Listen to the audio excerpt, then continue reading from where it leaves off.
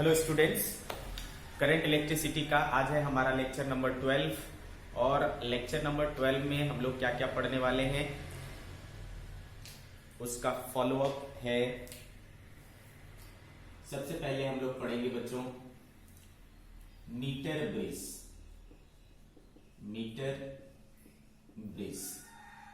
And then potentiometer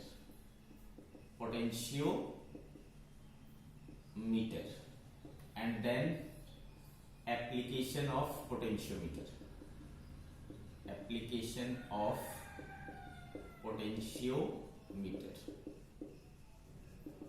ठीक है।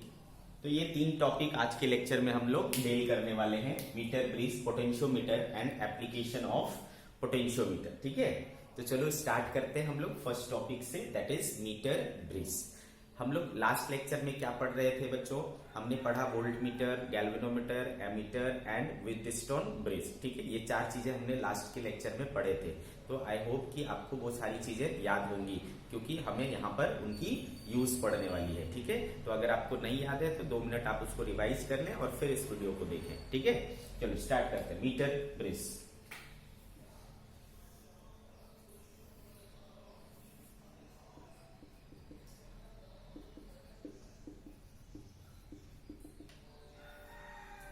सबसे पहले ये समझ लो कि मीटर ब्रिज होता क्या है बच्चों। मीटर ब्रिज एक ऐसा इंस्ट्रूमेंट है जिससे हम क्या कर सकते हैं, रेजिस्टेंस मेजर कर सकते हैं। किसी अननोन रेजिस्टर की वैल्यू को फाइंड आउट कर सकते हैं या किसी दो अननोन रेजिस्टर के रेजिस्टेंस वैल्यू को कंपेयर कर सकते हैं। ठीक है, तो मीटर ब्रिज जो है it is a device by which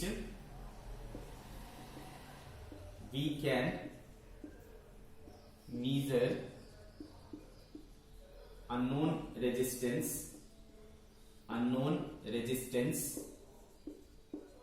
or we can compare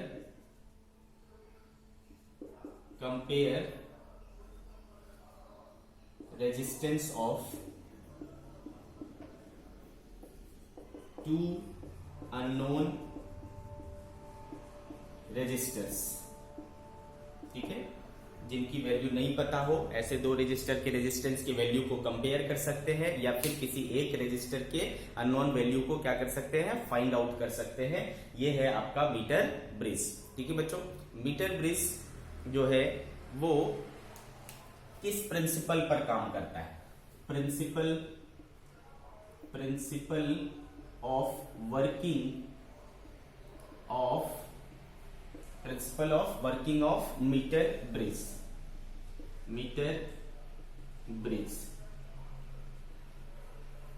अक्सर ये क्वेश्चन पूछा जाता है बच्चों, कंसेप्चुअल क्वेश्चन में ये क्वेश्चन बहुत कॉमन है। आपसे पूछा जाता है कि मीटर ब्रिज किस प्रिंसिपल पर काम करता है। तो बच्चों आपको याद रखना है कि मीटर ब्रिज जो होता है वो बैलेंस्ड व्हीटस्टोन ब्रिज के प्रिंसिपल पर काम करता है ना। लास्ट लेक्चर में जो हमने बैलेंस्ड व्हीटस्टोन ब्रिज पढ़ा था उसी प्रिंसिपल पर मीटर ब्रिज काम करता है। ठीक है, तो हम यहां पर लिख लेंगे बच्चों, it works on the principle of balanced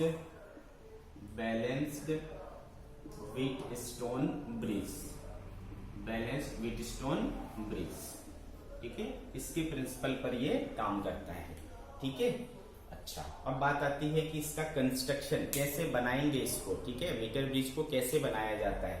construction of metre bridge, construction of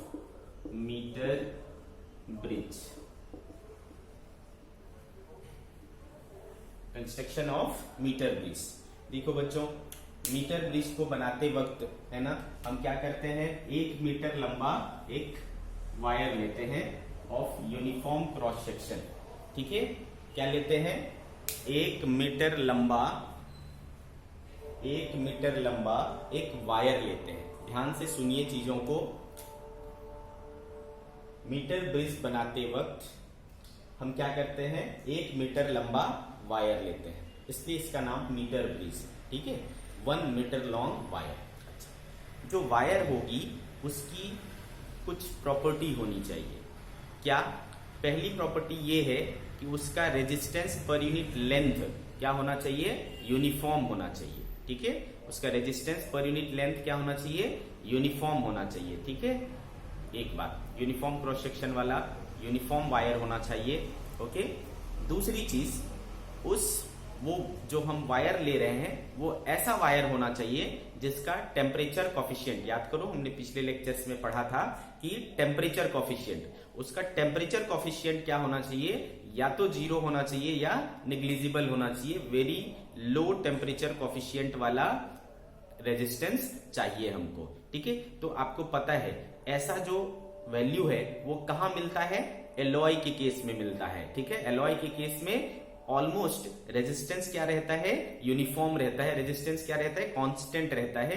कौन कौन से एलॉयज मैंने आपको बताए थे? मैंने आपको बताया था कॉन्स्टेंटन, मैंने आपको बताया था यूरेका, मैंने बताया था आपको मैंगनीन और नाइक्रोम। ठीक है, ऐसे मटेरियल के वायर हम लेंगे। ठीक है, तो ऐसे material nichrome, eureka, manganin, constantan जैसे मटेरियल का 1 मीटर लंबा यूनिफॉर्म क्रॉस सेक्शन वाला, है ना, क्या ले लेंगे? वायर ले लेंगे जिसका रेजिस्टेंस पर यूनिट लेंथ क्या है? कांस्टेंट है, यूनिफॉर्म है। ठीक है, तो ये बात समझ में आ गई। अब ये जो वायर हैं उनको क्या किया जाता है? एक कार्डबोर्ड के ऊपर कॉपर स्ट्रिप, इस तरह के कॉपर स्ट्रिप होते हैं,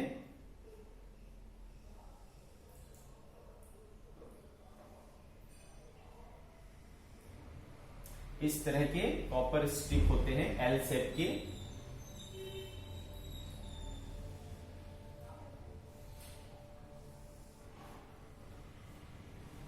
ठीक है, इस तरह के कॉपर स्ट्रिप होते हैं एल शेप के, उनके बीच में क्या किया जाता है? इस वायर को फिक्स कर दिया जाता है। ठीक है, दिस इज कॉपर स्ट्रिप, उसके बीच में ये 1 मीटर लंबा वायर को फिक्स कर दिया जाता है कार्डबोर्ड के ऊपर। ठीक है, प्लस ये जो वायर है बच्चों, मान लो इस एंड को क्या बोलता हूं? ए, इस एंड को क्या बोलता हूं? बी। इसके पैरेलल में एक स्केल रख दिया जाता है, मीटर स्केल।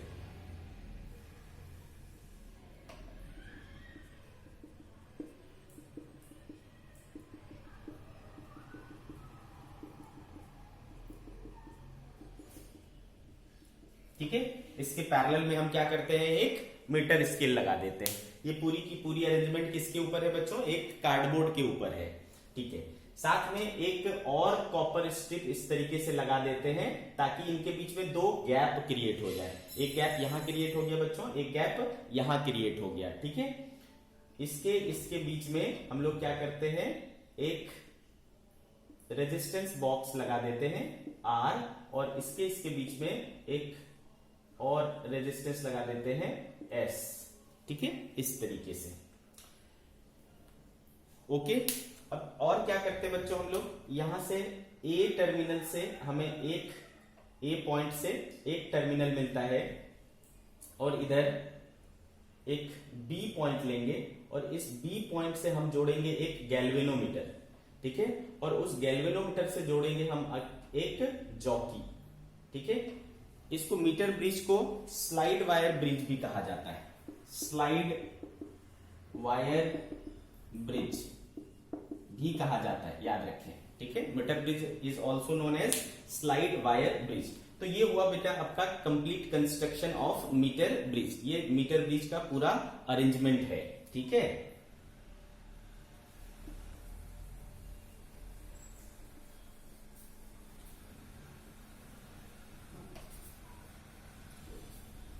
ओके, तो मैं एक बार फिर से आपको बोल रहा हूं, कंस्ट्रक्शन आप मुझे सुन करके अपने नोटबुक में लिखेंगे। क्या बच्चों? कि a metre bridge consist of 1 metre long uniform cross section wire having resistance पर यूनिट लेंथ कांस्टेंट। ठीक है, made up of material like constantan, nichrome, manganin और eureka, because its temperature coefficient is very small. ठीक है, that means कि temperature के change होने पर इसके रेजिस्टेंस के वैल्यू पर कोई असर नहीं पड़ता, रेजिस्टेंस चेंज नहीं होता है। ठीक है, ऐसा वायर हमको चाहिए। ठीक है, तो we have taken 1 metre long uniform cross section, resistance पर यूनिट लेंथ वायर क्या है, कांस्टेंट है।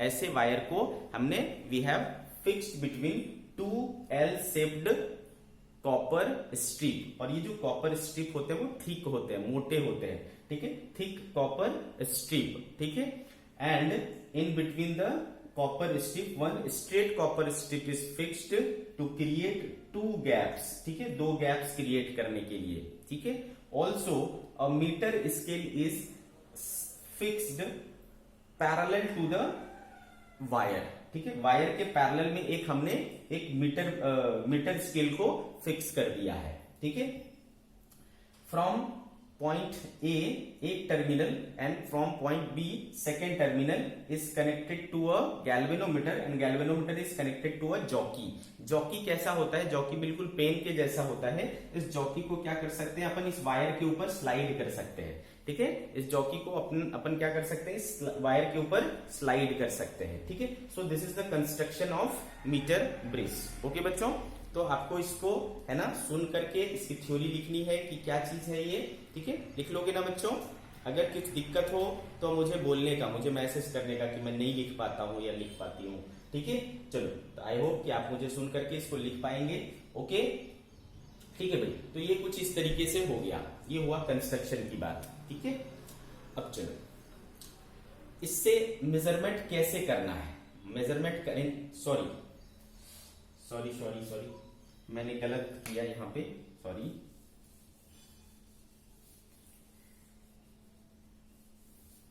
सॉरी एक्चुअली हम गैल्वेनोमीटर को यहां नहीं लगाते, यहां लगाएंगे। ठीक है, इनके बीच से यहां से एक गैल्वेनोमीटर लेंगे और इस गैल्वेनोमीटर से एक जॉकी को यूं सेट करेंगे। ठीक है, सॉरी बच्चों, ये एक्चुअली आगे हम लोग पढ़ने वाले पोटेंशियोमीटर, उसका मैंने इसमें मिक्स कर दिया। ठीक है, आप फिर से ध्यान से सुने। ठीक है, हमारे पास क्या है, 1 मीटर लंबा वायर है, किसका बना हुआ है, कॉन्स्टेंटन, यूरेका या मैग्नीन या नाइक्रोम का। ठीक है, उसको हमने 2 L शेप के थिक कॉपर स्ट्रिप के बीच में फिक्स कर दिया, उसके पैरेलल में लगा दी एक मीटर स्केल। ठीक है, यहाँ पर एक और स्ट्रिप लगा करके हमने बनाए 2 गैप, उन गैप्स में एक में लगा दिया रेजिस्टेंस बॉक्स, एक में लगा दिया अननोन रेजिस्टेंस S, और यहां से बीच से हमने ले ली एक गैल्वेनोमीटर और इधर से ले लिया हमने एक जॉकी। ठीक है, इधर से ले लिया हमने एक jockey. Understood? So this is metre bridge. ठीक है, ये इस तरीके से काम करता है। ओके, अब हमें क्या करना है, इसका यूज क्या है, हमने अभी पढ़ा कि मीटर ब्रिज से हम क्या कर सकते हैं, अननोन रेजिस्टेंस की वैल्यू को मेजर कर सकते हैं या रेजिस्टेंस की वैल्यू को क्या कर सकते हैं, कंपेयर कर सकते हैं। ठीक है बच्चों, अब हम क्या करते हैं, जब मेजरमेंट करना होता है तो इस A और B के बीच में एक बैटरी जोड़ देते हैं। ठीक है, ये स्विच लगा देते हैं और इस तरीके से अपन इसको ज्वाइन कर देते हैं। ठीक है, ए को किससे बच्चों, पॉजिटिव टर्मिनल से, और बी को किससे, बैटरी के नेगेटिव टर्मिनल से, और एक स्विच लगा देते हैं के। अंडरस्टूड? ये हुआ आपका complete construction of metre bridge. Okay, I hope आपको अच्छे से समझ में आ रहा होगा। ओके, ठीक है, तो ये ऐसा हो गया। अब बच्चों क्या होता है, हमको मेजरमेंट लेना है। ठीक है, सपोज ये R है, ये S है, इसमें से R मुझे पता है और S मुझे नहीं पता है, तो S क्या हो गया, अननोन रेजिस्टेंस हो गया। इसकी वैल्यू फाइंड आउट करनी है, तो कैसे करेंगे, तो सबसे पहले आप क्या करोगे बच्चों, स्विच को ऑन कर दोगे। मैं किसकी बात कर रहा हूं, वर्किंग की बात कर रहा हूं, वर्किंग। ठीक है, जब मैं इस स्विच को ऑन कर दूंगा, ठीक है बच्चों, तो फिर क्या होगा, देखो स्विच को ऑन करने के बाद ये जो गैल्वेनोमीटर है उसमें आपको डिफ्लेक्शन शो होगा। क्या होगा, डिफ्लेक्शन शो होगा। ठीक है, तो इस डिफ्लेक्शन को जैसे ही शो होगा तो आपको क्या करना है, इस जॉकी को इस वायर के ऊपर स्लाइड करना है। ठीक है, इधर या इधर आप इसको स्लाइड करेंगे। तो जब आप इस जॉकी को स्लाइड करेंगे तो गैल्वेनोमीटर का डिफ्लेक्शन क्या होगा, चेंज होगा। आपको वहां पर जाकर के रुक जाना है। ठीक है, आपको वहां पर जाकर के रुक जाना है जहां पर गैल्वेनोमीटर क्या शो करने लगे, जीरो। क्या शो करने लगे, जीरो, नल डिफ्लेक्शन शो करने लगे, उस जगह जाकर के आपको रुक जाना है। क्लियर है? तो जब आप वहां पर रुक जाएंगे तो मान लो आपको यहां पर स्केल लगा हुआ है, उस स्केल से ये वाली डिस्टेंस मिल जाएगी आपको कि कौन से डिस्टेंस पर आपको नल पॉइंट मिल रहा है। ठीक है? और चूंकि बच्चों ये पहले से फिक्स है कि ये हमारा कितना है, 1 मीटर है, 1 मीटर है यानी 100 सेंटीमीटर है, तो अगर ये L सेंटीमीटर हुआ तो इधर क्या बचेगा बच्चों, 100 माइनस L सेंटीमीटर। आ रही बात समझ में? कितना बचेगा, 100 माइनस L सेंटीमीटर। और ये जो वायर है उसका रेजिस्टेंस हमने क्या ले लिया है, लेट रेजिस्टेंस पर यूनिट लेंथ इक्वल्स टू क्या है, R ओम पर सेंटीमीटर। कितना है बच्चों, R ओम पर सेंटीमीटर, ऐसा है सपोज। क्लियर है? ओके बच्चों, तो भाई इस तरीके से है ना, ये वाला जो पोर्शन है, ये वाला जो पोर्शन है और ये वाला जो पोर्शन है, ठीक है, इसका कुछ रेजिस्टेंस आएगा और इसका कुछ रेजिस्टेंस आएगा। और मैंने आपको क्या बोला कि ये किस पर काम करता है, ये किस पर काम करता है, व्हीटस्टोन ब्रिज के बैलेंस कंडीशन पर काम करता है। तो क्या ये देखो व्हीटस्टोन ब्रिज को फॉलो कर रहा है? तो देखो व्हीटस्टोन ब्रिज में क्या होते थे बच्चों, 4 रेजिस्टेंस होते थे, है ना, और 4 रेजिस्टेंस और उसके 2 डायगोनली अपोजिट पॉइंट्स के बीच में क्या होता था, बैटरी होती थी, और बाकी बचे 2 डायगोनली अपोजिट पॉइंट के बीच में हम क्या लगाते थे, गैल्वेनोमीटर। देखो तो क्या वही सिचुएशन यहां बन रहा है? यस। देखो ये एक रेजिस्टर हुआ, ये दूसरा रेजिस्टर हुआ, फिर ये देखो इधर का पार्ट एक रेजिस्टर हुआ और इधर का पार्ट दूसरा रेजिस्टर हुआ, है ना, इधर का कुछ रेजिस्टेंस आएगा ना और इधर का भी कुछ रेजिस्टेंस आएगा। कितना आएगा बच्चों इधर का रेजिस्टेंस, क्योंकि देखो R ओम पर सेंटीमीटर है तो L सेंटीमीटर का क्या हो जाएगा, RL। ठीक है, तो इधर का रेजिस्टेंस क्या हो जाएगा, RL, और इधर का क्या हो जाएगा बच्चों, 100 माइनस L इंटू R। ठीक है, तो देखो 4 रेजिस्टर हो गया, क्या, 1 रेजिस्टर, 2 रेजिस्टर, 3 रेजिस्टर और 4 रेजिस्टर। ठीक है, तो ये 4 रेजिस्टर हो गए। अब देखो उनके बीच में हमने क्या जोड़ दिया, एक गैल्वेनोमीटर, और इधर डायगोनली अपोजिट पॉइंट से क्या जुड़ा हुआ है, बैटरी। तो ये सिमिलर हो गया बिल्कुल किसके, व्हीटस्टोन ब्रिज के, है ना, व्हीटस्टोन ब्रिज के। तो बच्चों व्हीटस्टोन ब्रिज में क्या करते थे, जब बीच के जो गैल्वेनोमीटर होता था उसमें करंट जब 0 हो जाता था, है ना, तो फिर हम क्या मान लेते थे कि इस जो ब्रिज है वो हमारा बैलेंस है। तो जैसे ही ये आप इसको सेट करोगे और यहां पर करंट 0 हो जाएगा, दैट मीन्स कि ब्रिज हमारा क्या हो गया, बैलेंस हो गया। ठीक है, तो इन बैलेंस्ड ब्रिज कंडीशन,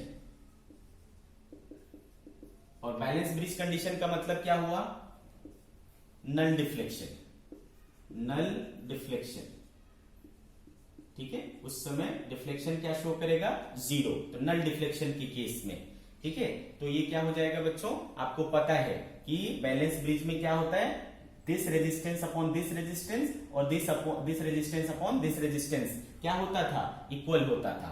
तो भाई R by S equal to होना चाहिए क्या, RL by 100 minus L into R होना चाहिए कि नहीं।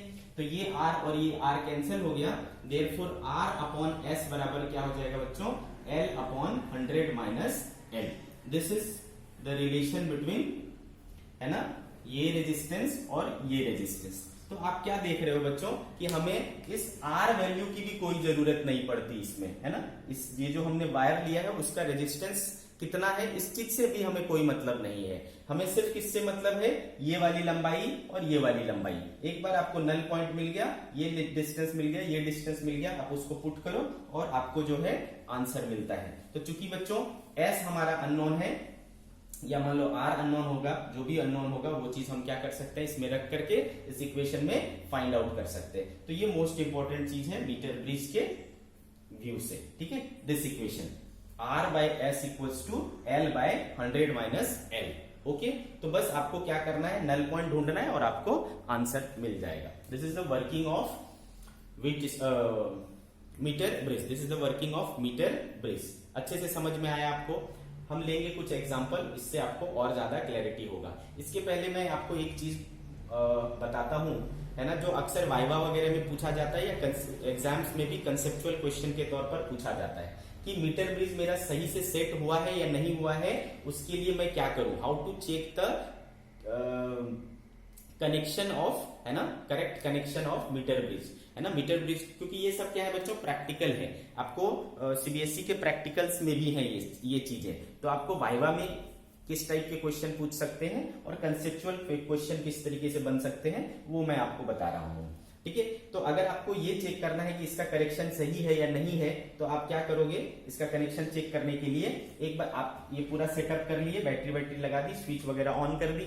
स्विच ऑन करने के बाद जॉकी को एक बार एंड ए को टच कराओ। ठीक है, जॉकी को क्या करो, एक बार एंड ए को टच कराओ और फिर देखो कि गैल्वेनोमीटर का डिफ्लेक्शन किस प्रकार से है। मान लो गैल्वेनोमीटर का डिफ्लेक्शन इस तरफ है। ठीक है, अब फिर जॉकी को यहां से हटा करके यहां को टच कराओ। ठीक है, बी पॉइंट को जब अपोजिट एंड को टच कराओगे तो गैल्वेनोमीटर का डिफ्लेक्शन पहले जिधर हुआ था उसके अपोजिट में होना चाहिए। अगर ऐसा हो रहा है तो आपका कनेक्शन क्या है, सही है। अंडरस्टूड, क्लियर है? How to check the connection of, note करके लिख लेना बच्चों, है ना, अपने से।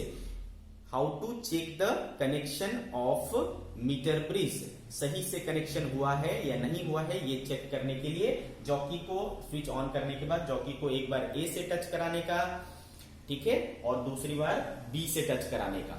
दोनों ही बारी में डिफ्लेक्शन जो है अपोजिट डायरेक्शन में आना चाहिए, तब आपका कनेक्शन क्या है, सही है। ठीक, एक बात हो गया। ठीक है, इसको आप लिख लेंगे इस पॉइंट को। ठीक है, फिर दूसरा पॉइंट आप इस तरीके से लिखेंगे, सेकेंड पॉइंट, कि इसकी ये जो मेजरमेंट देगा वो सबसे एक्यूरेट मेजरमेंट कब देगा। ठीक है, सबसे एक्यूरेट मेजरमेंट कब देता है, तो ध्यान रखना बच्चों, आप कोशिश करना कि आपका जो नल पॉइंट है वो क्या हो, ऑलमोस्ट मिडिल में आए, यानी 50 सेंटीमीटर के आसपास।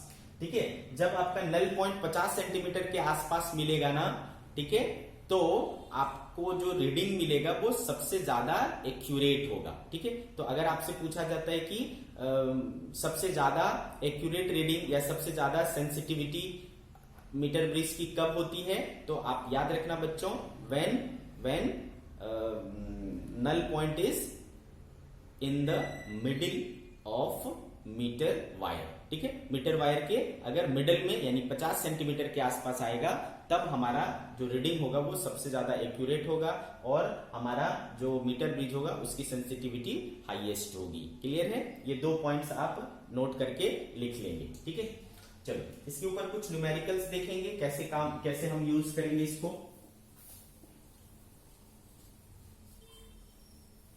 समझो बच्चों कि आपको बोल दिया कि एक मीटर ब्रिज है, आपको क्वेश्चन इस तरीके से दिया रहेगा कि इन अ मीटर ब्रिज, ठीक है, इस तरीके से सर्किट बना देगा। मान लो इसको बोल दिया कि ये क्या है भाई, 10 ओम है, और इसको बोल दिया कि ये x है।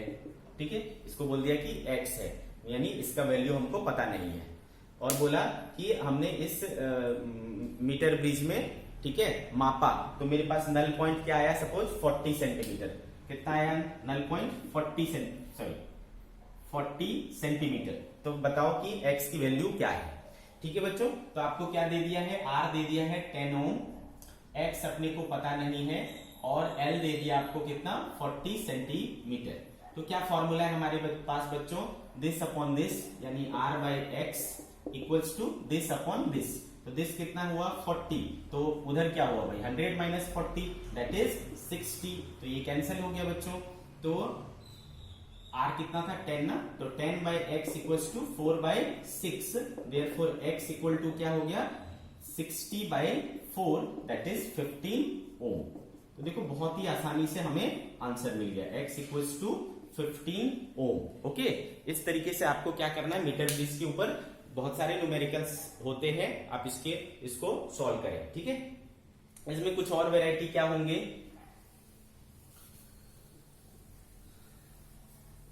इसमें कुछ और वैरायटी इस तरीके से होगा कि आपको क्या करेगा भाई, बोलेगा कि मान लो R 10 है और R 10 है और हाँ चलो यही रख दे, चलो इसको कर देता हूं मैं, ठीक है 40 ही रहने देता हूं। हाँ R 10 है, ये 40 है और ये क्या है, अननोन रेजिस्टेंस है। ठीक है, तो अभी सबसे पहले आप क्या कर लो, फिर से बोल रहा हूं मैं कि एक मीटर ब्रिज है, उसमें एक नॉन वैल्यू का रेजिस्टेंस है 10 ओम का, एक अननोन वैल्यू का रेजिस्टेंस है x।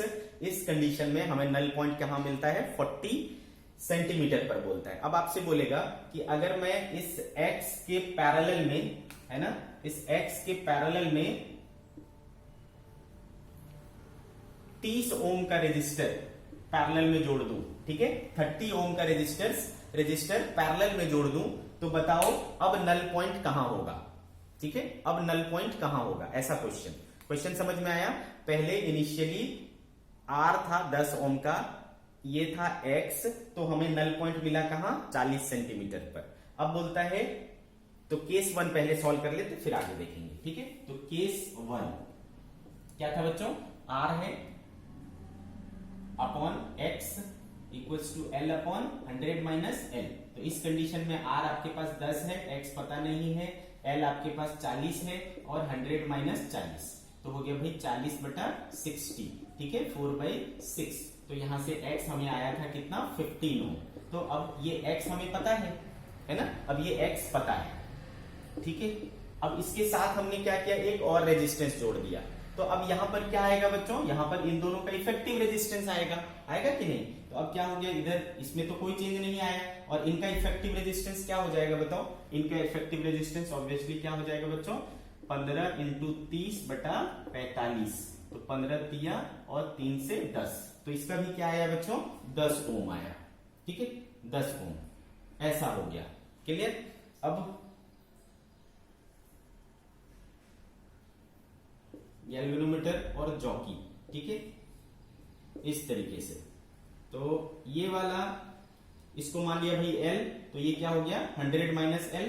तो फिर ये सिचुएशन फुलफिल होना चाहिए, है ना, 10/10 शुड बी क्या, L/100 माइनस L होना चाहिए ना। तो देखो 10/10 क्या हो गया, 1 हो गया। तो 100 minus L equals to L, तो 2L इक्वल्स टू 100, तो L इक्वल्स टू क्या हो गया 50। तो आपका नल पॉइंट कहां चला जाएगा, 50 सेंटीमीटर पर, है ना, नल पॉइंट कहां चला जाएगा, 50 सेंटीमीटर पे। तो इस तरीके से आपको थोड़ा बहुत चेंजेस करके मॉडिफिकेशन के साथ प्रॉब्लम्स आ सकते हैं। ठीक है, तो घबराने की कोई बात नहीं है, लगेगा हर बार वही R/S equals to L upon 100 minus L। इस एक फॉर्मूले पर आपके सारे प्रॉब्लम्स मीटर ब्रिज के बन जाएंगे। अंडरस्टूड। चलो, तो ये हुई बात मीटर ब्रिज की।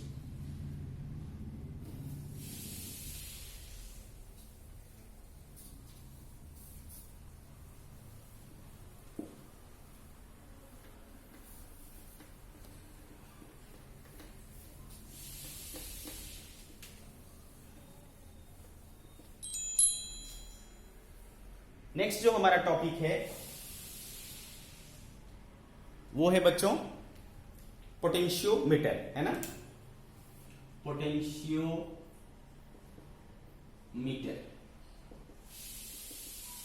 ओके, अब समझो पोटेंशियोमीटर क्या होता है। अगेन ये भी एक प्रकार का क्या है, मेजरिंग इंस्ट्रूमेंट है। पोटेंशियोमीटर भी क्या करता है, मेजर करता है। क्या मेजर करता है भाई, तो पोटेंशियल डिफरेंस मेजर कर सकता है। ठीक है, ठीक है, क्या कर सकता है, पोटेंशियोमीटर पोटेंशियल डिफरेंस मेजर कर सकता है। दो सेल्स के ईएमएफ को कंपेयर कर सकता है और सेल के इंटरनल रेजिस्टेंस को मेजर कर सकता है। सबसे मेन जो इंपॉर्टेंट इसका एप्लीकेशन है वो है कि इंटरनल रेजिस्टेंस को पता करना, सेल के इंटरनल रेजिस्टेंस को पता करना। ठीक है, तो what is potentiometer, it is a device, it is an instrument, it is an instrument by which we can, ठीक है, by which we can measure potential difference, compare EMF of two cells और find internal resistance of cell. ठीक है, ये तीन चीजें हम कर सकते हैं किसके साथ, पोटेंशियोमीटर के साथ। तो what is potentiometer? Potentiometer is a measuring instrument by which we can find the potential difference, we can find the internal resistance, we can compare the EMFs of two cells. ठीक है, ये बात हो गई। अब दूसरी चीज है इसका working principle of working of potentiometer.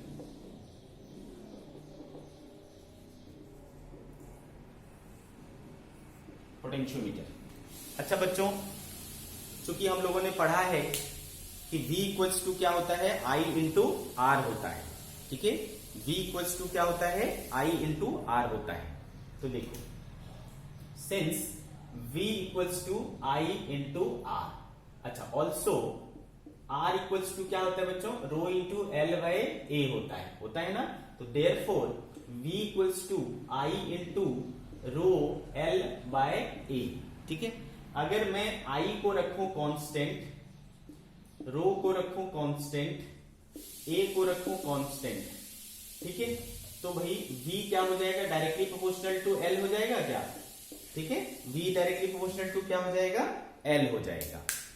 तो इसी प्रिंसिपल पर जो है हमारा पोटेंशियोमीटर वर्क करता है कि अगर एक कांस्टेंट करंट किसी वायर से जिसका क्रॉस सेक्शनल एरिया यूनिफॉर्म है, कांस्टेंट है, जिसका क्रॉस सेक्शनल एरिया क्या है, यूनिफॉर्म है या कांस्टेंट है। ठीक है, और चूंकि एक ही वायर है तो रो भी कांस्टेंट होगा ही, क्योंकि रो डिपेंड्स ऑन मटेरियल। तो एक मटेरियल से बना हुआ वायर है तो उसका रो क्या रहेगा, कांस्टेंट रहेगा। तो इन दैट कंडीशन V किसके प्रोपोर्शनल हो जाएगा, L के प्रोपोर्शनल हो जाएगा। यानी potential difference across any segment of the wire will be directly proportional to its length, है ना। इसी प्रिंसिपल पर हमारा पोटेंशियोमीटर काम करता है। मैं फिर से बोल रहा हूं कि if constant current is passed through any conductor of uniform cross section, ठीक है, then potential difference across any segment of the wire is directly proportional to its length.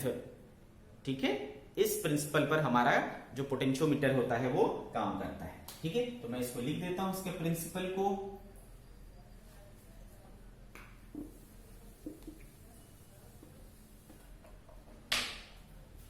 If a constant current is passed through a conductor of uniform cross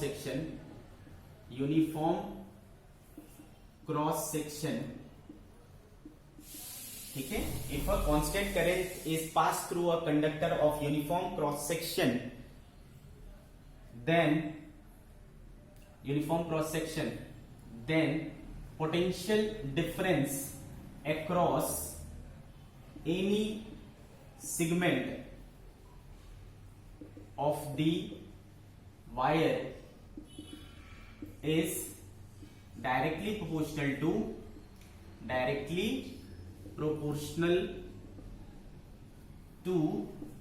its length, ठीक है, that is V is directly proportional to L। अभी मैंने करके दिखाया था आपको कि V directly proportional to L कैसे आया इस कंडीशन में। ठीक है, तो V directly proportional to L हो गया। देयरफॉर V, इसको हटा के इक्वलिटी का साइन देंगे तो क्या लाना पड़ेगा, एक कांस्टेंट लाना पड़ेगा। सपोज क्या ले लिया बच्चों, K, तो V बराबर क्या हो जाएगा, KL। ठीक है, देयरफॉर K बराबर क्या हो जाएगा, V by L। What is this K? This K is known as potential gradient. क्या कहलाता है बच्चों, पोटेंशियल ग्रेडियंट। ठीक है, इस K को क्या कहते हैं, पोटेंशियल ग्रेडियंट। तो what is potential gradient, voltage upon length, यानी वोल्टेज पर यूनिट लेंथ। ठीक है, वोल्टेज पर यूनिट लेंथ। तो इसका यूनिट क्या हो जाएगा बच्चों, वोल्ट पर मीटर। ठीक है, इसका ऐसा यूनिट क्या हो जाएगा, वोल्ट पर मीटर। ठीक है, तो अगर हमें किसी वायर का पोटेंशियल ग्रेडियंट पता करना है तो उसके अक्रॉस वोल्टेज अपॉन उसका टोटल लेंथ कर देंगे तो हमें क्या मिल जाएगा, पोटेंशियल ग्रेडियंट मिल जाएगा। तो इतनी कहानी समझ में आ गई है आपको। इसी प्रिंसिपल पर हमारा जो है पोटेंशियोमीटर क्या करता है, काम करता है। समझ गए? चलो अब आगे बढ़ेंगे हम लोग और देखेंगे कि हम इसको कंस्ट्रक्शन कैसे कर सकते हैं, कैसे कंस्ट्रक्ट कर सकते हैं।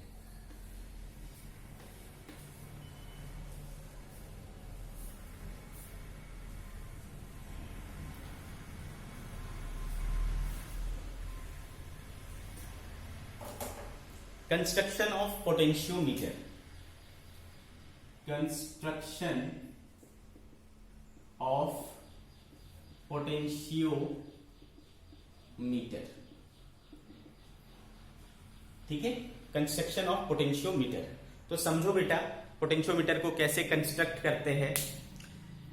इसमें अपने को बेसिकली ज्यादा लंबा वायर है, ये बेसिकली मीटर ब्रिज के जैसा ही है ना, बट इसमें मीटर ब्रिज में हम लोग क्या करते थे, 1 मीटर लंबा वायर लेते थे, इसमें ज्यादा लंबा वायर लेते हैं, 5 to 10 मीटर लॉन्ग वायर। ठीक है, क्या लेते हैं, 5 to 10 मीटर लॉन्ग वायर लिया जाता है। ठीक है, उस वायर की प्रॉपर्टी बिल्कुल सेम जैसा मीटर ब्रिज के केस में है ना, उसका एरिया ऑफ क्रॉस सेक्शन क्या रहना चाहिए, यूनिफॉर्म रहना चाहिए, और मटेरियल ऐसा होना चाहिए जिसका टेम्परेचर कॉफिशिएंट काफी कम हो। ठीक है, जैसे कि कांस्टेंट, मैंगनीन, यूरेका और नाइक्रोम, ऐसे प्रकार के मटेरियल का हम 5 to 10 मीटर लॉन्ग वायर लेंगे। ठीक है, और इस वायर को अपने को क्या करना है, एक कार्डबोर्ड के ऊपर फिक्स करना है, कार्डबोर्ड के ऊपर चिपकाना है। ठीक है, इतनी बात समझ में आई आपको। अब देखो, अब अगर मैं 5 to 10 मीटर वायर को अगर सीधा ऐसा लगा दूं तो क्या होगा, एक बहुत बड़ा और बल्कि इंस्ट्रूमेंट तैयार होगा, है ना, एक बहुत बड़ा और बल्कि इंस्ट्रूमेंट तैयार होगा। तो हम क्या करते हैं बच्चों, इसको सीधा सीधा ना कनेक्ट करके इसका एक तोड़ निकाला गया, एक उपाय निकाला गया कि कैसे कनेक्ट किया जाता है। देखो, 1 मीटर का लंबा वायर, 1 मीटर का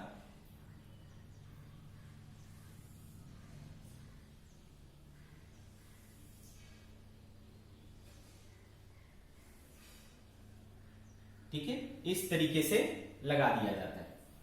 ओके, इस तरीके से लगा दिया जाता है, और फिर आप बोलोगे सर ये तो फिर मतलब 10 मीटर कहां हुए, है ना, ये तो सीरीज में नहीं जुड़ा हुआ है, हमको एक साथ 10 मीटर वायर चाहिए। तो इसके लिए हम क्या करते हैं बच्चों, इसके ये जो एंड्स हैं इनको थिक कॉपर स्ट्रिप से जोड़ देते हैं। तो इससे क्या हुआ, देखो ये वायर जो है इससे जुड़ भी गया, है ना, इससे जुड़ भी गया, प्लस कोई एक्स्ट्रा रेजिस्टेंस नहीं आया। थिक कॉपर वायर का रेजिस्टेंस ऑलमोस्ट क्या होता है, नेग्लिजिबल। आपसे ये भी पूछा जा सकता है कि थिक कॉपर स्ट्रिप क्यों लगाते हैं, क्योंकि इसका कॉपर ऑलरेडी क्या है, एक बहुत अच्छा कंडक्टर है, तो रेजिस्टेंस ऑलरेडी कम है, ऊपर से थिक यानी एरिया ऑफ क्रॉस सेक्शन ज्यादा है, जिसका एरिया ऑफ क्रॉस सेक्शन ज्यादा होता है उसका रेजिस्टेंस और क्या होता है, कम। तो इसलिए इसका रेजिस्टेंस बहुत नेग्लिजिबल होता है, तो इसका रेजिस्टेंस इसमें काउंट नहीं होता। तो ये एक साथ कनेक्ट हो गया। सिमिलरली इधर भी करेंगे बच्चों, सिमिलरली इसको इधर भी करेंगे, सिमिलरली इसको इधर भी करेंगे, और सिमिलरली इसको इधर भी करेंगे। तो इस तरीके से अपन क्या कर सकते हैं, कनेक्ट कर सकते हैं। तो ये यहां से लेकर के यहां तक एक ही वायर काउंट होगा, है ना, एक ही वायर काउंट होगा, बट ये वाली लेंथ नहीं काउंट होगी, ये लेंथ नहीं काउंट होगी, है ना, क्योंकि ये पॉइंट और ये पॉइंट क्या है, सेम पोटेंशियल पर है, तो बेसिकली ये एक ही वायर समझा जाएगा। क्लियर है?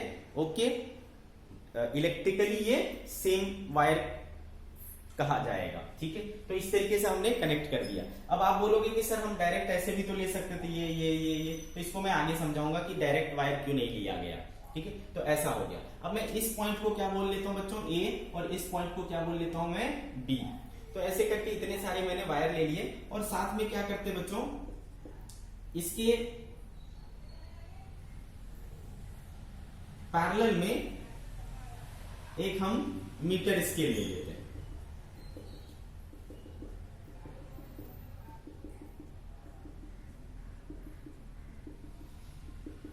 ठीक है, इस तरीके से एक मीटर स्केल ले लेते हैं। ओके, अब इधर ये जो एंड ए है उससे हम लोग क्या करते हैं, इसको बैटरी के एक पॉजिटिव टर्मिनल से जोड़ दिया जाता है। ठीक है, इसको बैटरी के एक पॉजिटिव टर्मिनल से जोड़ दिया जाता है। फिर इस बैटरी के पॉजिटिव टर्मिनल से हम लोग क्या करेंगे, एक स्विच जोड़ेंगे और इस स्विच से हम लोग एक रियोस्टेट को जोड़ेंगे। ठीक है, और इस बी को इस रियोस्टेट से जोड़ देंगे। ठीक है, इस तरीके से हो जाएगा हमारा। इसका ईएमएफ मान लो क्या है बच्चों, ई है, और इसका रेजिस्टेंस मैं क्या बोलता हूं, आर एच बोलता हूं। ठीक है, इसका रेजिस्टेंस क्या बोलता हूं, आर एच बोलता हूं। और ये जो पूरा वायर है, सपोज इसका टोटल रेजिस्टेंस क्या है, स्मॉल आर। ठीक है, क्लियर है। तो इस तरीके से हमारा तैयार होता है क्या, पोटेंशियोमीटर। ठीक है, इसके अलावा ये जो इंड ए है, यहां से हम लोग एक टर्मिनल निकालते हैं और एक टर्मिनल से, ये पॉइंट बी है बच्चों आपका, इसके साथ क्या जुड़ा होता है, गैल्वेनोमीटर, और उस गैल्वेनोमीटर से जुड़ा होता है एक जॉकी। ठीक है, इस तरीके से। अब ये जो ए और बी पॉइंट है, ठीक है, इसके बीच में ही हम क्या करेंगे, जिस किसी भी चीज को मेजर करना है उसको कनेक्ट करेंगे। ठीक है, मान लो किसी दो पॉइंट्स के बीच में क्या करना है, पोटेंशियल डिफरेंस निकालना है, तो ये दो पॉइंट को ले जाके वहां टच करा देंगे, है ना। किसी सेल को लगाना है तो उस सेल को इसके बीच में लगा लेंगे। ठीक है, ऐसी चीजें होती है इसमें। क्लियर। तो ये है कंस्ट्रक्शन ऑफ पोटेंशियोमीटर। तो मैं कंस्ट्रक्शन ऑफ पोटेंशियोमीटर को एक बार बोलता हूं, क्या बोलता हूं कि it consist of 5 to 10 meter long uniform cross section, है ना, uniform cross section wire made up of material like nichrome, constantan, eureka और मैंगनीन। ठीक है, because its temperature coefficient is negligible.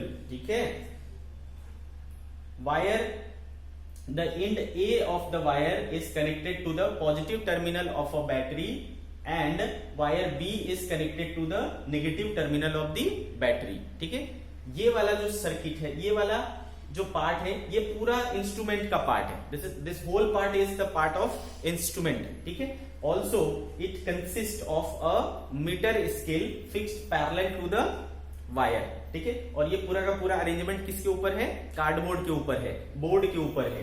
ठीक है, वुडन बोर्ड के ऊपर। आ गई बात समझ में।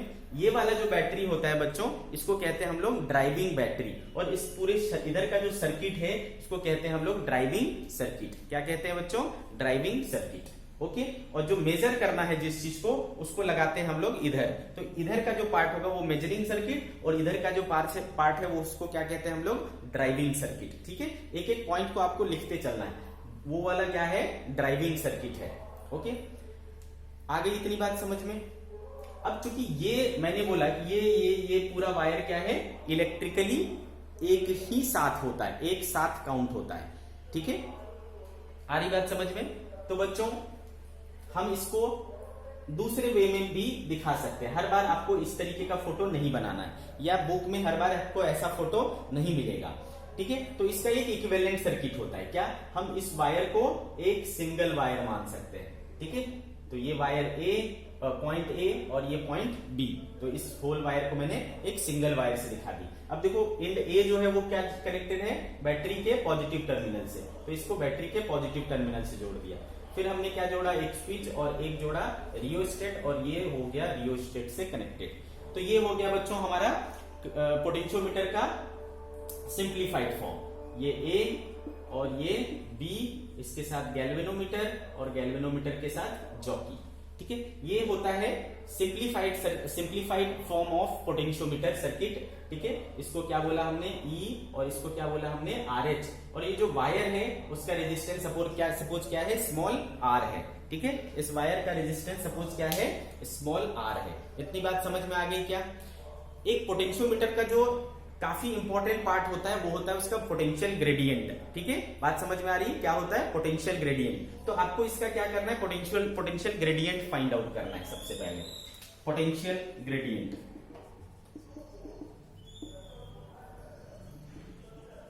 ठीक है, के से शो करेंगे इसको। तो बच्चों पोटेंशियल ग्रेडियंट निकालने के लिए मैंने क्या बोला था आपको, ये जो वायर है उसके अक्रॉस टोटल वोल्टेज निकालो अपॉन टोटल लेंथ करोगे तो आपको क्या मिलेगा, पोटेंशियल ग्रेडियंट मिलेगा, है ना, क्योंकि के बराबर क्या होता है, V बाय एल होता है। ठीक है, तो देखो इसके अक्रॉस वोल्टेज कैसे निकलेगा। तो सबसे पहले देखो मैं इस स्विच को बंद कर देता हूं, स्विच को बंद कर दूंगा तो इसमें क्या होगा, करंट फ्लो करेगा। ठीक है, कितना करंट फ्लो होगा बताओ, कितना करंट फ्लो होगा, तो भाई I बराबर ईएमएफ कितना हो गया, E अपॉन टोटल रेजिस्टेंस क्या हो गया, RH प्लस R, है ना, इतना उसमें क्या हो गया, करंट हो गया। देयरफॉर इसमें कितना ड्रॉप होगा बच्चों, V बराबर क्या हो जाएगा, I इंटू स्मॉल r। ठीक है, तो I देखो कितना है, E upon RH plus R into R। तो यहां से आपको क्या मिल जाएगा, वोल्टेज मिल जाएगा। ठीक है, वोल्टेज मिल गया बच्चों, और इसकी लंबाई कितनी है, L है सपोज। ठीक है, तो देयरफॉर K बराबर क्या हो जाएगा, V बाय एल, V इज E R by RH plus R, और ये L है ना। ये चीजें रख करके आप क्या फाइंड आउट कर सकते हो, पोटेंशियल ग्रेडियंट फाइंड आउट कर सकते हो। ठीक है, तो जब भी आपको पोटेंशियल ग्रेडियंट फाइंड आउट करने की जरूरत हो तो आप इस तरीके से पोटेंशियल ग्रेडियंट फाइंड आउट करेंगे। सर्किट में करंट बहाएंगे, IR ड्रॉप निकालेंगे, वोल्टेज पता चल जाएगा, और वोल्टेज पता चल जाएगा तो उसको लंबाई से डिवाइड कर देंगे, आपको क्या मिल जाएगा, पोटेंशियल ग्रेडियंट मिल जाएगा। आगे इतनी बात समझ में। ठीक है, तो पोटेंशियल ग्रेडियंट हमने निकालना सीख लिया। तो ये कुछ इस तरीके से है बच्चों। तो ये सर्किट और ये सर्किट दोनों इंपॉर्टेंट है, इसको आप याद रखें। क्लियर। अब सवाल उठता है कि हमको इसको यूज कैसे करना है। ठीक है, इसको यूज कैसे करना है।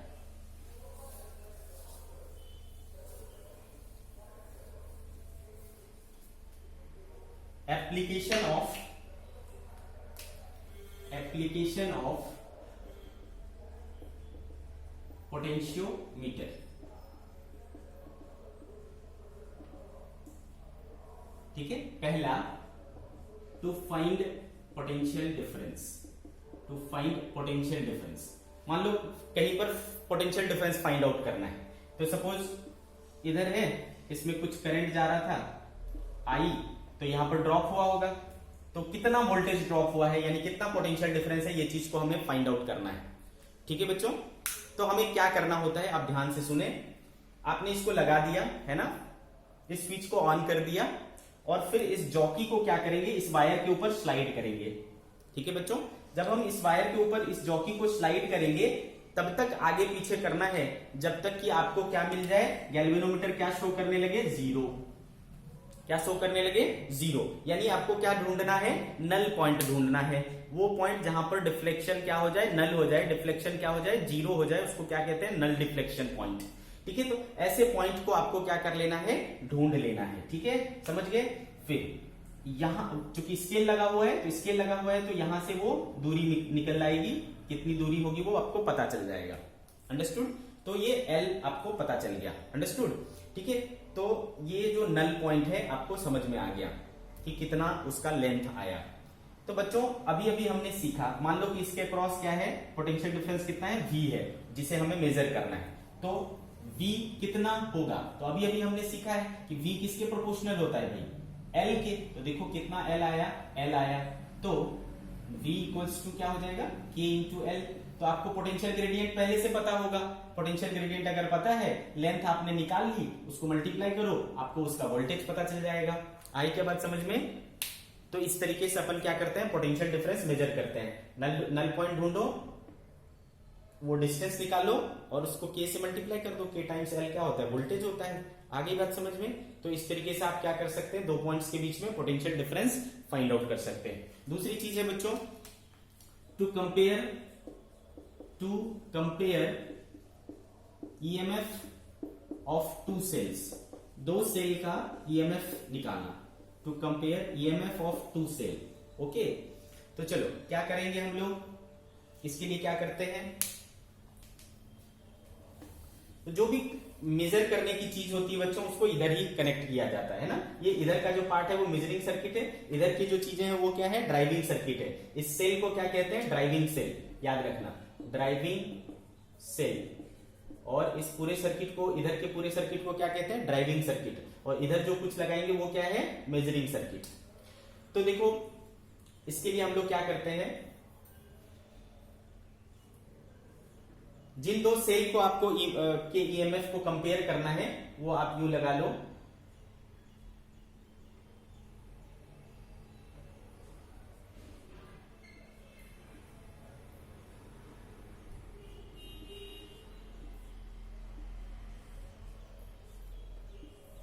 ठीक है, इस तरीके से लगा लिया। मान लो इसका ईएमएफ E1, इसका ईएमएफ E2, ठीक है, स्विच नाम ले लिया इसका K1 और इसका S1 और S2, ऐसा स्विच का नाम ले लिया। क्लियर है बच्चों? अब देखो कैसे करेंगे। आपको क्या करना है बच्चों, फर्स्ट S1 को रखो क्या, क्लोज, S1 क्लोज्ड, और S2 को रखो ओपन, S2 को क्या रखो, ओपन। तो जब हमने S2 को ओपन रखा है बच्चों, तो उस समय इसका कोई मतलब नहीं है ना, ये स्विच ओपन है तो अभी इसका कोई मतलब नहीं है। तो अभी कौन सा काउंट हो रहा है, ये वाला, ठीक है। ये स्विच को हमने क्या कर दिया, बंद कर दिया, तो ये हो गया ऐसा, ये जुड़ गया। तो अभी इस सर्किट में कौन सा जुड़ा हुआ है, ये वाला ऊपर वाला है ना, ये नीचे वाला क्या है, ओपन है। तो इस नीचे वाले का अभी कोई कनेक्शन नहीं है, समझ गए क्या, इस नीचे वाले का कोई कनेक्शन नहीं है, ठीक। अब अपन क्या करेंगे, ऐसे जॉकी को हिला करके और अपन क्या ढूंढेंगे, नल पॉइंट। सपोज जो दूरी आई आपको है ना, वो क्या मिला, L1। तो जैसा कि अभी अभी आपने सीखा है कि, है ना बच्चों। अच्छा, एक और चीज आप ध्यान रखें कि पोटेंशियोमीटर का एक सबसे इंपॉर्टेंट प्रॉपर्टी है कि ये मेजरिंग सर्किट से कोई भी करंट नहीं लेता। अभी तक जो चीजें पढ़े थे हम लोग, चाहे वो वोल्ट मीटर हो, चाहे वो मीटर ब्रिज हो, कोई भी हो, वो क्या करता था, या एमीटर था, जो भी इंस्ट्रूमेंट हमने पढ़ा था ना, वो मेजरिंग सर्किट के पावर को ही यूज करता था, उसी के करंट को, उसी के वोल्टेज को यूज करता था, ठीक है। इस वजह से आपने क्या देखा था, एमीटर में भी एरर की संभावना होती थी, वोल्ट मीटर में भी एरर की संभावना होती थी, मीटर ब्रिज में भी एरर की संभावना होती है, क्योंकि उसमें भी जो ड्राइविंग जो मेजरिंग सर्किट है उसी का पावर यूज करता है, उसी का करंट यूज करता है, उसी का वोल्टेज यूज करता है। बट यहाँ के केस में देखो, इसको इस वायर में जो करंट जा रहा है वो कौन सा जा रहा है, यहाँ का करंट जा रहा है, ना कि यहाँ का। इधर का कोई करंट ये नहीं लेता, ठीक है, मेजरिंग सर्किट का कोई करंट नहीं लेता। तो इसका जो ओरिजिनल कॉन्फ़िगरेशन है, जिस सर्किट को हमको मेजर करना है, वो डिस्टर्ब नहीं होता। और जब ओरिजिनल सर्किट डिस्टर्ब नहीं होता तो हमें क्या मिलेगा, ओरिजिनल वैल्यू मिलेगा। तो एक्यूरेसी इसकी क्या होती है, काफी ज्यादा, वोल्टमीटर से इसकी एक्यूरेसी काफी ज्यादा होती है। अगर आपसे कोई पूछे कि पोटेंशियोमीटर और पोटेंशियोमीटर भी पोटेंशियल डिफरेंस मेजर कर सकता है और वोल्टमीटर भी पोटेंशियल डिफरेंस मेजर कर सकता है, तो फिर कौन सा बेटर है, तो पोटेंशियोमीटर बेटर है। Why, because potentiometer measuring circuit से कोई करंट नहीं ड्रॉ करता है, ठीक है, ये बात आपको ध्यान रखना। तो मैं क्या बोल रहा हूं बच्चों, इससे इसमें कोई करंट नहीं जाता, ठीक है। तो चूंकि इससे कोई करंट इसमें नहीं जा रहा है और ये वाला भी सर्किट ओपन है, तो इसका मतलब इस बैटरी से कोई करंट नहीं ड्रॉ किया जा रहा है। तो जब इस सर्किट से कोई करंट ड्रॉ नहीं हो रहा है, तो इसके बीच का जो वोल्टेज होता है उसी को अपन क्या बोलते हैं, ईएमएफ बोलते हैं। मतलब अभी जो मेजर होगा वो क्या मेजर होगा, ईएमएफ मेजर होगा, ठीक है। तो अपन जॉकी को ऐसा मूव करेंगे और क्या ढूंढ लेंगे, नल पॉइंट ढूंढ लेंगे, तो वो हमें क्या दे देगा, ईएमएफ दे देगा। और चूंकि ईएमएफ क्या होता है, इक्वल्स टू के इंटू एल होगा, तो के टाइम्स, और हमारा मान लो वो लेंथ कितना है, L1, तो ये हो गया हमारा इक्वेशन नंबर 1। अब फिर क्या करेंगे बच्चों, अब इसको ओपन कर देंगे, ठीक है, इसको ओपन कर देंगे और इसको बंद कर लेंगे, तो ऐसा हो जाएगा, ठीक है। नाउ सेकेंड, S1 ओपन किया, S2 क्लोज किया, S2 को क्लोज किया, तो अब क्या होगा बच्चों, अब इसका कोई मतलब नहीं है, ये ओपन हो गया तो ये कनेक्टेड नहीं है। अब कौन कनेक्टेड है, ये कनेक्टेड है। फिर से आप क्या करोगे, जॉकी को शिफ्ट करोगे और नल पॉइंट को ढूंढोगे। मान लो वो कहां आया बच्चों, यहां पे आया, और वो डिस्टेंस क्या है, सपोज L2 है, ठीक है। तो इस बार क्या होगा, ये क्या मेजर करेगा, इस सेल का ईएमएफ मेजर करेगा। तो E2 बराबर क्या हो जाएगा बच्चों, KL2। इक्वेशन नंबर क्या हो गया, 2, ठीक है, क्वेश्चन नंबर 2। तो कंपेयर कर लो, दोनों को डिवाइड कर लो, तो क्या हो जाएगा बच्चों, देयरफॉर E1 बाई E2 बराबर क्या हो जाएगा, KL1 बाय KL2, तो E1 बाय E2 बराबर क्या हो जाएगा, L1 बाय L2। तो बहुत आसान है इसको EMF को कंपेयर करना। आपको बोलेगा भाई कि सेल 1 लगाया है ना, एग्जांपल ले लेता हूं मैं, आपको बोलेगा कि सेल 1 लगाया तो नल पॉइंट आया मान लो 150 सेंटीमीटर, ठीक है, समझ गए। तो ये L1 हो गया आपका। फिर बोला कि भाई सेल 2 लगाया तो मेरे पास नल पॉइंट क्या आया, सपोज 450 सेंटीमीटर, ठीक है। तो बताओ कि दोनों का कंपैरिजन क्या है। तो E1 बाई E2 बराबर, क्योंकि L1 बाई L2 तो रख लो 150 बाई 450 है ना 3, तो E1 बाई E2 कितना हुआ बच्चों, 1/3। ये हो गया इसका कंपैरिजन। तो बहुत ही आसानी से आप इसको कर सकते हो, ठीक है। ये हो गया बच्चों। तो हमने 2 एप्लीकेशन सीख लिया इसका जो सबसे इंपॉर्टेंट एप्लीकेशन है वो है बच्चों इंटरनल रेजिस्टेंस को फाइंड आउट करना। To find the internal resistance of cell. Third application, to find internal resistance of cell. ठीक है बच्चों। अब देखो फिर से आप सर्किट को बना लो। वायर ए, वायर बी, ठीक है। ए को क्या करोगे, बैटरी के पॉजिटिव टर्मिनल से, फिर एक लगाओगे स्विच, फिर एक लगाओगे रियोस्टेट, ठीक है। इस तरीके से हो गया, ओके बच्चों।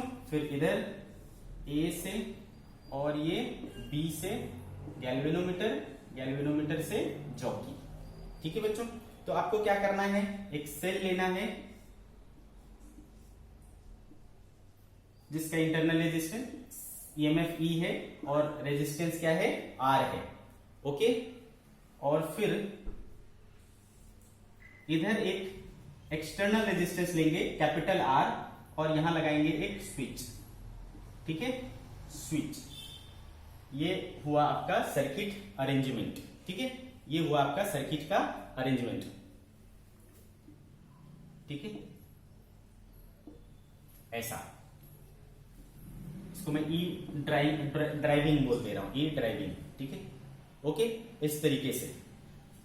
और एक चीज हमेशा याद रखना, नोट करके लिख लेना कि हमेशा ड्राइविंग सर्किट का जो EMF है वो हमेशा बड़ा होना चाहिए, ठीक है। किससे, मेजरिंग सर्किट से।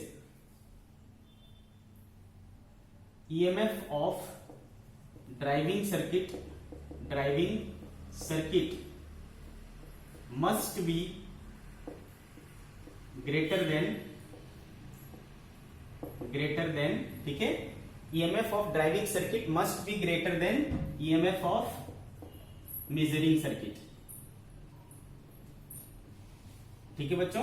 ये आपसे कंसेप्चुअल क्वेश्चन में पूछा जा सकता है। EMF of driving circuit must be greater than EMF of measuring circuit, यानी ये वाला EMF इधर के EMF से हमेशा क्या होना चाहिए, बड़ा होना चाहिए। अगर ऐसा नहीं होगा तो आपका जो रीडिंग आएगा वो सही से नहीं आएगा, ओके। तो ये चीज को आपको क्या करना है, ध्यान में रखना है, ठीक है। तो इस तरीके से हमने सर्किट को अरेंज कर दिया। अब ध्यान से देखो क्या होने वाला है। सबसे पहले आपको क्या करना है, इधर के स्विच को बंद कर दो। इस स्विच को क्या कर लेना है, आपको पहले ओपन रखना है। इनिशियली स्विच एस, ठीक है, इज ओपन, ठीक है।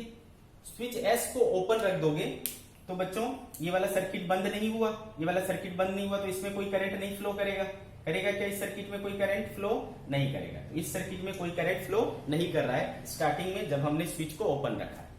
फिर आप क्या करोगे, जॉकी को इस पर स्लाइड करोगे और एक नल पॉइंट लेकर के आओगे।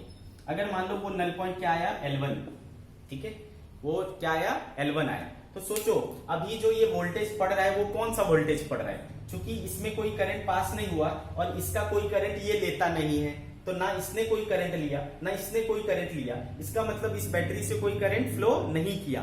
जब बैटरी से कोई करंट फ्लो नहीं होता है तो उस समय जो इसका वोल्टेज होता है वो ही क्या कहलाता है, EMF कहलाता है। तो जब स्विच ओपन करके इसका रीडिंग लोगे तो वो क्या देगा आपको, ईएमएफ देगा। तो आपको मिल गया क्या, ईएमएफ कितना भाई, तो आपको पता है K times L1, equation number 1। अब आप क्या करो, इस स्विच को बंद कर दो, स्विच को क्लोज, ठीक है।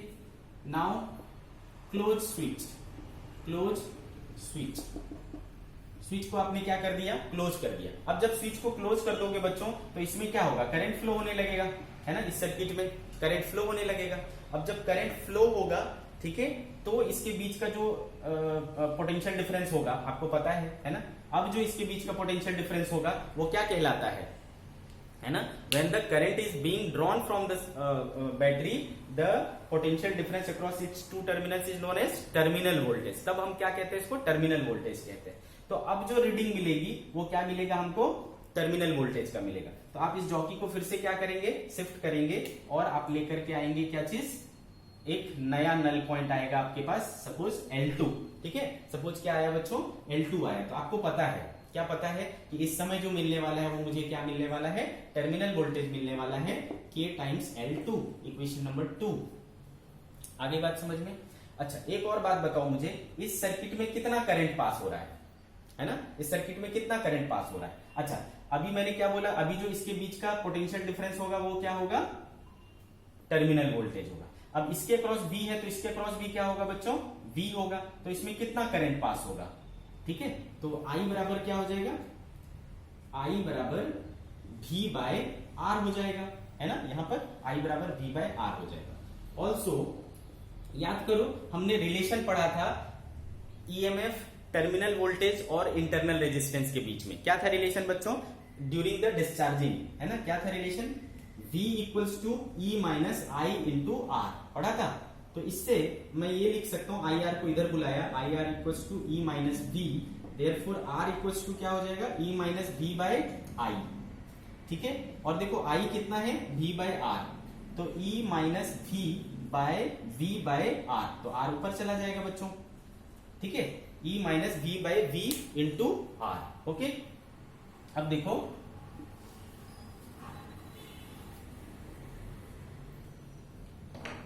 तो बच्चों आगे आपके पास ये चीज, अब इसको मैं क्या लिख सकता हूं, E by V minus 1 into R, small r equal to, अब देखो E कितना आया था आपके पास, KL1, और V कितना आया था आपके पास, KL2 माइनस 1 इंटू R। तो ये K और ये K कैंसिल हो गया बच्चों, L1 bye L2 minus 1 into R बराबर क्या हो गया, internal resistance R।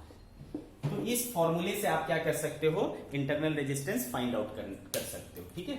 Internal resistance find out करने के लिए आपको सिर्फ और सिर्फ किस चीज की जरूरत है, ये दोनों नल पॉइंट्स की जरूरत है। अब आपको समझना बस क्वेश्चन के दौरान ये है कि किसको आप L1 लोगे और किसको आप L2 लोगे, ठीक है। किसको आप L1 लोगे और किसको आप L2 लोगे। तो ध्यान रखना बच्चों, जब आपको ये वाला स्विच ओपन रखेगा, जब आपको ये वाला स्विच ओपन करके नल पॉइंट दिया रहेगा तो दैट इज योर L1, ठीक है। और जब ये स्विच क्लोज करके आपको नल पॉइंट दे रहा होगा क्वेश्चन में, ठीक है, आपको क्वेश्चन में ऐसा बोलेगा कि जो है हमने स्विच को ओपन रखा और नल पॉइंट आया मेरा मान लो 150 सेंटीमीटर, फिर बोला कि हमने स्विच को क्या किया, बंद किया और मेरा नल पॉइंट आया समथिंग, है ना। तो इस तरीके से आपको L1 और L2 पहचानना है। स्विच ओपन करके जो देगा वो क्या देगा, L1, और स्विच बंद करके जो मिलेगा वो L2, उसको रख देना है। इस R की वैल्यू गिवन रहेगी, उस R की वैल्यू को यहाँ पुट कर दो, आपको इंटरनल रेजिस्टेंस पता चल जाएगा, ठीक है। So this is all about potentiometer के एप्लीकेशन के बारे में, ठीक है। क्या क्या एप्लीकेशन थे वो तीनों हमने देख लिए।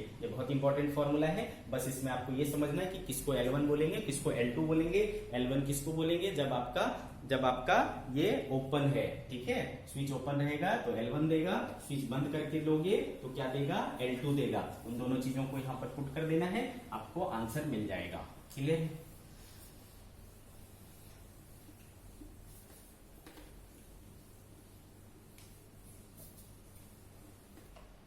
नेक्स्ट देखना बच्चों, sensitivity of potentiometer, sensitivity of potentiometer, ठीक है। सेंसिटिविटी ऑफ पोटेंशियोमीटर, बच्चों सेंसिटिविटी क्या होता है। अगर इसको सिंपल वे में बोला जाए तो सेंस करने की एबिलिटी। तो ठीक है, सेंस करने की एबिलिटी, ये कितने छोटे से छोटे स्मॉल से स्मॉल चेंजेस को भी आसानी से सेंस कर सकता है ना, उसकी सेंसिटिविटी उतनी ज्यादा हाई होगी। समझ गए क्या? जो स्मॉल से स्मॉल चेंजेस को सेंस कर ले उसकी सेंसिटिविटी क्या है, उतनी आसान है, वो मतलब उतनी ज्यादा है। ठीक है, आ रही बात समझ में? तो सेंसिटिविटी ऑफ पोटेंशियोमीटर, ठीक है, ये जो है डिपेंड करता है, तो आप कह सकते हो इसको sensitivity is the ability of device to sense the smallest change in the instrument। ठीक है, इस तरीके से। तो भाई जो पोटेंशियोमीटर की सेंसिटिविटी होती है वो डिपेंड करता है किस पर? उसके पोटेंशियल ग्रेडियंट पर। ध्यान रखना, sensitivity of potentiometer depends on, ठीक है, sensitivity of potentiometer depends on, क्या बोला मैंने उसको? Potential gradient. ठीक है, कैसे? सेंसिटिविटी जो होता है वो इनवर्सली प्रोपोर्शनल होता है पोटेंशियल ग्रेडियंट के, यानी के के। पोटेंशियल ग्रेडियंट को किससे लिया था हमने? के से। तो इनवर्सली प्रोपोर्शनल टू होता है पोटेंशियल ग्रेडियंट के। तो इसका मतलब हुआ कि के जितना छोटा होगा सेंसिटिविटी क्या होगा, उतना ज्यादा होगा। ठीक है, तो जितना स्मॉलेस्ट आपका पोटेंशियल ग्रेडियंट होगा उतनी ज्यादा सेंसिटिविटी आपके पोटेंशियोमीटर की होगी। ठीक है बच्चों, तो smaller the potential gradient,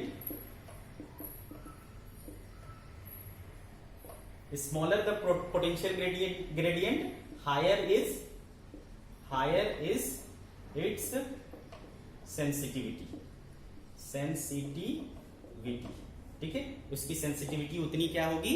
high होगी। ओके, तो ये चीज आप ध्यान रखें। तो अगर आपसे कोई बोलता है कि पोटेंशियोमीटर की सेंसिटिविटी को मैं कैसे बढ़ाऊं, तो भाई पोटेंशियोमीटर की सेंसिटिविटी को बढ़ाने के लिए आपको क्या करना पड़ेगा? उसके पोटेंशियल ग्रेडियंट को घटाना पड़ेगा। ठीक है, तो चलो देख लेते हैं।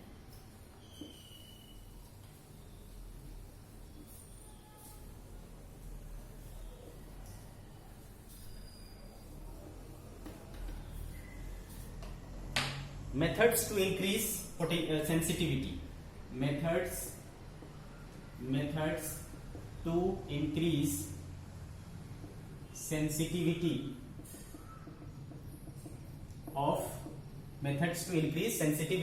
of potentiometer। ठीक है बच्चों, methods to increase sensitivity of potentiometer।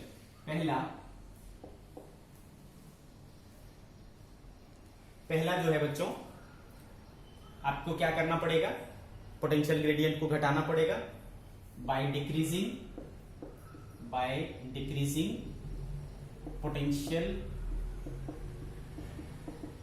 Gradient. ठीक है, पोटेंशियल ग्रेडियंट क्या होता है? के बराबर V/L। तो अब इस के को कैसे घटा सकते हो? या तो आप इसको छोटा कर लो या इसको बड़ा कर लो, तो दो और फैक्टर निकल आए। ठीक है, by decreasing potential difference across the potentiometer wire. Potentiometer wire के अक्रॉस जो वोल्टेज है वो अगर कम हो जाए तो V घट जाएगा, V घट जाएगा तो K घट जाएगा। ठीक है, by decreasing potential difference across the potentiometer wire. तीसरा क्या कर सकते हो? By increasing length of the potentiometer wire. By increasing length of potentiometer wire. इसीलिए इसमें 5 से 10 मीटर लंबा वायर यूज किया जाता है। जितना ज्यादा लंबा वायर यूज करेंगे उसकी सेंसिटिविटी कितनी हो क्या होगी, उतनी ज्यादा होगी। By increasing length of potentiometer wire. ठीक है, ये 3 हो गए बच्चों। फोर्थ, अब सवाल उठता है कि भाई ये जो पोटेंशियोमीटर वायर है उसमें आप वोल्टेज को कैसे कम कर सकते हो, है ना, वोल्टेज को बाय डिक्रीजिंग पोटेंशियल डिफरेंस। तो याद करो सर्किट को, है ना, ये बी हुआ, ड्राइविंग सर्किट होता था, इधर ईएमएफ होता था, स्विच होता था और रियोस्टेट होता था, है ना, क्लियर है। तो आप क्या कर सकते हो बच्चों, ये जो ड्राइविंग सर्किट है यहां से इसमें क्या आएगा, आई आएगा। अगर ये आई कम हो जाए, है ना, अगर ये आई कम हो जाएगा तो यहाँ पर आई इंटू आर जो होता था, ये वाला ड्रॉप भी क्या हो जाएगा, कम हो जाएगा। तो वी क्या हो जाएगा, कम हो जाएगा। तो आप क्या कर सकते हो, जो पोटेंशियोमीटर वायर में करंट जा रहा था उसको कम कर सकते हो by decreasing current from driving cell, by decreasing current from driving cell, है ना। इसको कम कर दोगे तो भी आपका क्या हो जाएगा, कम हो जाएगा। या फिर आप क्या कर सकते हो, देखो इस वोल्टेज को कम कर देंगे, है ना, इस ड्राइविंग सर्किट के वोल्टेज को कम कर देंगे तो भी क्या हो जाएगा, करंट कम हो जाएगा। तो 5वां, by decreasing EMF of driving cell, ठीक है, ड्राइविंग सेल के ईएमएफ को भी आप क्या कर सकते हो, कम कर सकते हो। या फिर देखो ये वाला जो रेजिस्टेंस है, अगर इस रेजिस्टेंस को क्या कर दूंगा, बढ़ा दूंगा, तो इस रेजिस्टेंस को बढ़ा दूंगा तो इस सर्किट में रेजिस्टेंस बढ़ जाएगा, इस सर्किट में रेजिस्टेंस बढ़ जाएगा तो करंट क्या हो जाएगा, कम हो जाएगा। तो आप इसको भी कर सकते हो। क्या 5वां, 6ठा हो जाएगा बच्चों आपके पास,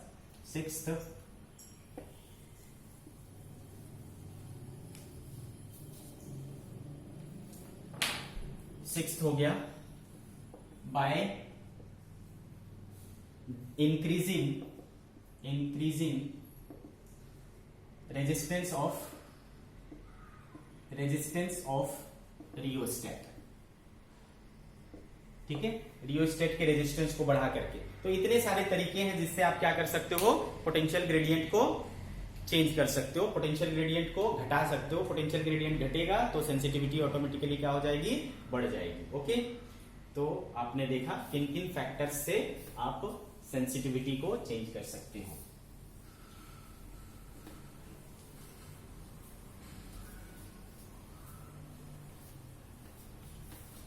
आगे देखना बच्चों, effect of potential gradient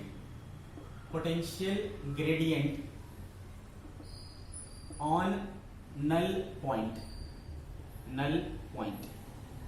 effect of potential gradient on null point. इधर ध्यान से देखें, सर्किट बना रहा हूं मैं, A B plus minus switch rheostat, ठीक है, इस तरीके से, है ना, ये हो गया आपका सर्किट।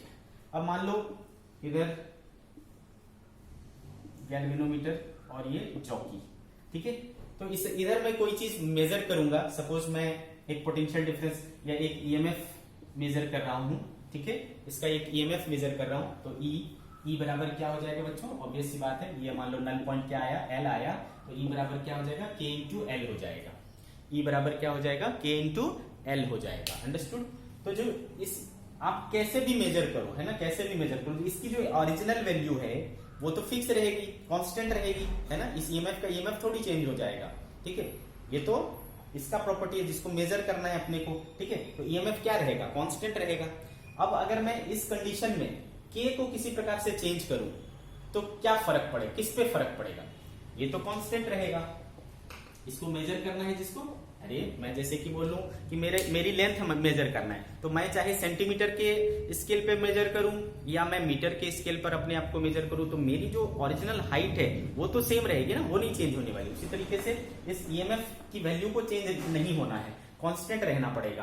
क्लियर है। तो बचा क्या, के और एल में अगर मैं के को चेंज करता हूं या एल को के को चेंज करता हूं तो ऑब्वियसली किस पे फर्क पड़ेगा, एल पर फर्क पड़ेगा। ठीक है, तो क्या होगा बच्चों, अगर के डिक्रीज करेगा, के अगर डिक्रीज करेगा तो एल क्या होगा, इंक्रीज करेगा, है ना। तो के और एल में क्या रिलेशन होगा बच्चों, K is inversely proportional to L। ठीक है, तो अगर आपने पोटेंशियल ग्रेडियंट को क्या किया, ठीक है, अगर आपने पोटेंशियल ग्रेडियंट को बढ़ाया तो लेंथ क्या हो जाएगा, घट जाएगा। यानी नल पॉइंट क्या, लेंथ घट जाएगा मतलब इस तरफ शिफ्ट हो जाएगा, नल पॉइंट इस तरफ शिफ्ट हो जाएगा। तो नल पॉइंट किधर शिफ्ट होगा, टुवर्ड्स ए, यानी टुवर्ड्स लेफ्ट। अगर आपने K को क्या किया, घटाया, K घटाया तो L क्या हो जाएगा, बढ़ जाएगा।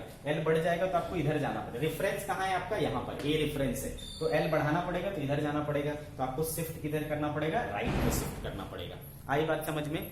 ठीक है, तो पोटेंशियल ग्रेडियंट घटेगा तो लेंथ बढ़ेगा, है ना, ये आपस में एक दूसरे के बीच में रिलेशन है। ओके, तो कैसे करोगे इसको, ठीक है, कैसे करोगे, तो आपको अलग अलग तरीका बताएगा जिससे कि आपका पोटेंशियल ग्रेडियंट चेंज हो जाएगा। उसके हिसाब से नल पॉइंट पर क्या असर पड़ेगा, अगर आपसे ये पूछता है तो आपको दिमाग लगाना है बच्चों। जैसे कि आपको बोल दे कि मैंने क्या किया भाई, ड्राइविंग सेल के ईएमएफ को कम कर दिया, तो क्या होगा बच्चों, अभी अभी आपने देखा ड्राइविंग सेल के ईएमएफ को कम कर दोगे तो इसमें जो फ्लो होगा करंट वो कम हो जाएगा, वो करंट कम हो जाएगा तो इसके क्रॉस जो वोल्टेज है वो कम हो जाएगा, तो इसके क्रॉस वोल्टेज कम हो जाएगा, तो बच्चों क्या हो जाएगा, पोटेंशियल ग्रेडियंट कम हो जाएगा। और पोटेंशियल ग्रेडियंट कम होगा, ठीक है, पोटेंशियल ग्रेडियंट कम होगा तो लेंथ क्या होगा, बढ़ जाएगा। लेंथ बढ़ जाएगा तो आपको किधर जाना पड़ेगा, इस तरफ, तो आपकी शिफ्ट क्या होगी, राइट के साइड। ठीक है, तो इस तरह से अलग अलग सिचुएशन देगा आपको और फिर पूछेगा, या फिर बोलेगा कि मैंने क्या किया भाई, इसके लेंथ को बढ़ा दिया, बाकी चीज को कांस्टेंट रखते हुए पोटेंशियोमीटर वायर का लेंथ इंक्रीज कर दिया। तो पोटेंशियोमीटर वायर के लेंथ को इंक्रीज करोगे तो क्या होगा, सोचो, K equals to V by L, potential gradient क्या हो जाएगा, L बढ़ गया तो पोटेंशियल ग्रेडियंट घट गया, पोटेंशियल ग्रेडियंट घटेगा तो लेंथ क्या हो जाएगा, बढ़ जाएगा, तो आपका नल पॉइंट क्या हो जाएगा, अब ज्यादा दूर मिलेगा, तो आपको किधर शिफ्ट होना पड़ेगा, राइट साइड में शिफ्ट होना पड़ेगा। अगर आपको बोले कि ये वाला रेजिस्टेंस बढ़ा दिया, तो ये वाला रेजिस्टेंस बढ़ाओगे तो क्या होगा भाई, इस सर्किट में करंट कम आएगा, करंट कम आएगा तो रेजिस्टेंस पोटेंशियल ग्रेडियंट क्या हो जाएगा, कम हो जाएगा। पोटेंशियल ग्रेडियंट कम होगा तो अगेन लेंथ बढ़ाना पड़ेगा, तो ये आपको राइट साइड शिफ्ट होना पड़ेगा। ठीक है, इस तरह से अलग अलग सिचुएशन देगा और आपको पूछेगा कि नल पॉइंट किधर शिफ्ट होगा, तो इस तरीके से आपको करना पड़ेगा। ठीक है बच्चों, तो इसके ऊपर ढेर सारे न्यूमेरिकल मिल जाएंगे, आप सॉल्व करिए, कुछ दिक्कत होता है पूछिए। आज की सभा हम लोग यहीं समाप्त करते हैं।